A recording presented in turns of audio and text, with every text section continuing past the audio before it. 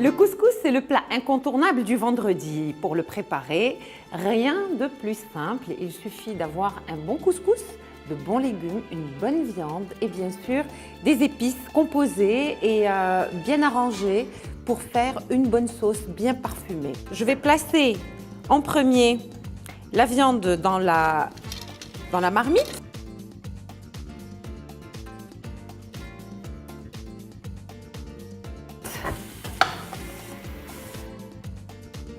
J'aime bien le couscous avec une belle sauce bien rouge. Ça va nous apporter de l'acidité et c'est très très très bon.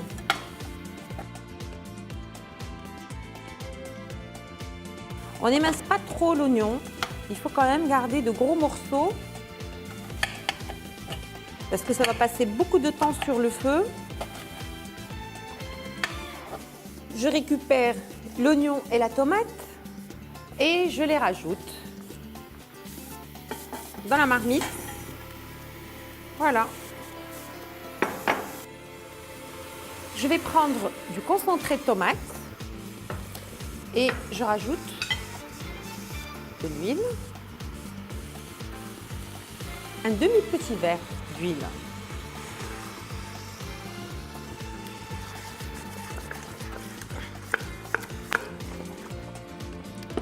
Là, je vais mettre les épices pour le couscous.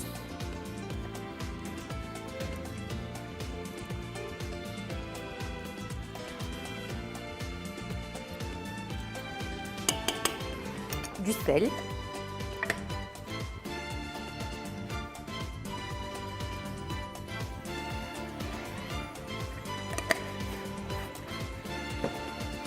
Un joli bouquet de coriandre.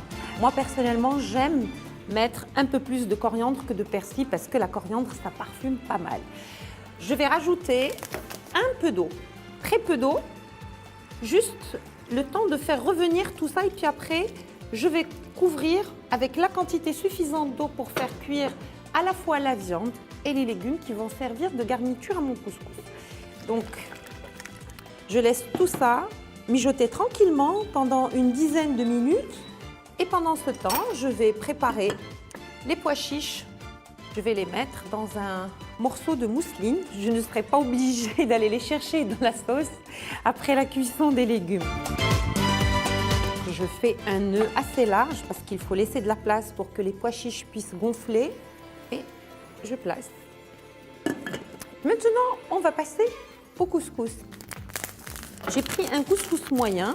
Mais vous pouvez très bien faire un mélange de blé complet avec de la semoule d'orge entre le moyen et le fin. Ça se fait. Pas besoin d'huiler, pas du tout. On va directement avec de l'eau. Il y a juste quelques petites astuces à respecter et vous n'allez pas du tout avoir de masse ou de grumeaux. Là, on a laissé mijoter pendant 10 à 15 minutes.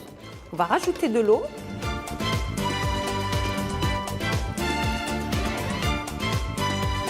Qu'est-ce que nous avons ici? J'ai du chou, j'ai des navets, deux types de navets, le navet jaune, le navet blanc, j'ai de la carotte et de la citrouille. Je vais commencer par le chou parce que le chou prend beaucoup plus de temps que le reste des légumes. Je le place dans le bouillon et je vais attendre une quinzaine de minutes avant de rajouter les navets et les carottes. Là, je vais passer au couscous, je vais le faire cuire. Donc, je tapisse le couscoussier en raffia avec un petit morceau de tissu, de la gaze.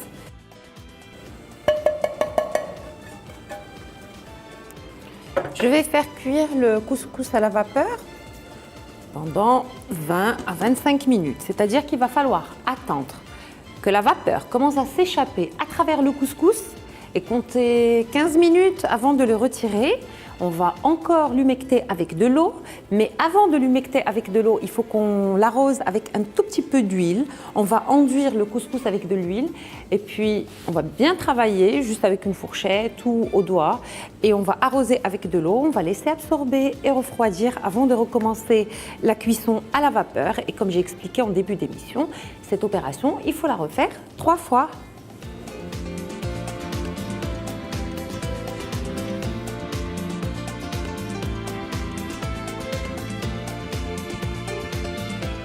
J'ai mis l'équivalent d'une cuillère à soupe d'huile et je vais travailler le couscous pour enrober chaque petit grain de matière grasse. Regardez maintenant ce que je vais faire. Je vais saler de l'eau froide.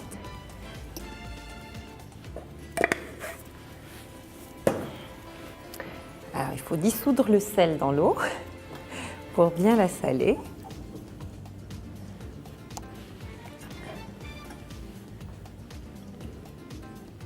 On va arroser.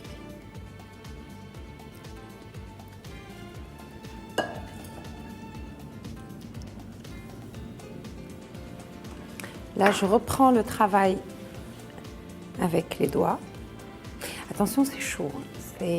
Si vous voulez laisser absorber l'eau et refroidir un peu le couscous avant de reprendre le travail avec les doigts, je vais le laisser reposer 15 à 20 minutes avant de le remettre dans le couscoussier.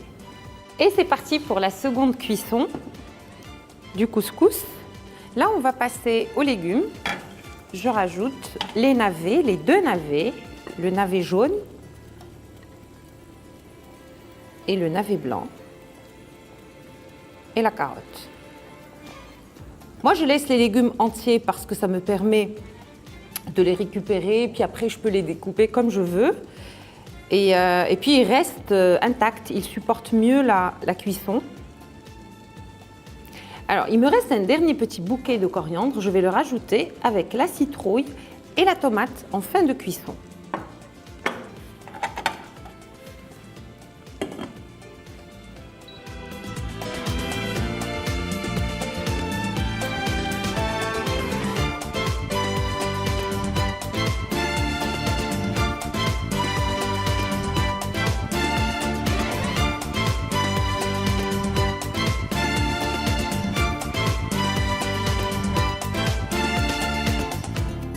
Le couscous est cuit, on va le récupérer.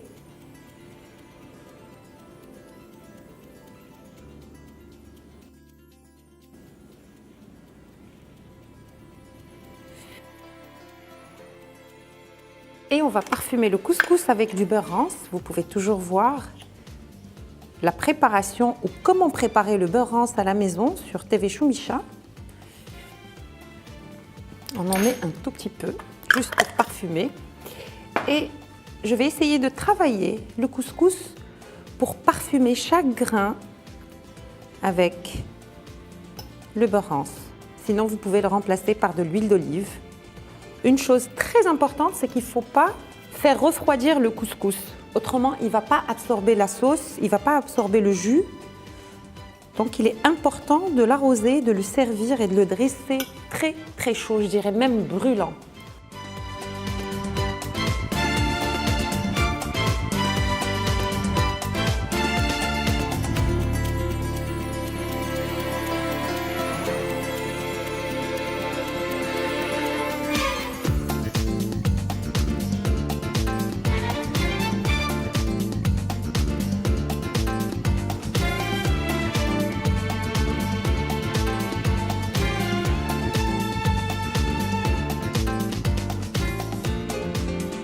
Je vous suggère de proposer le couscous ou de l'accompagner de tfaya, qui est une confiture d'oignons au raisin sec, et bien sûr du reste de bouillon de légumes.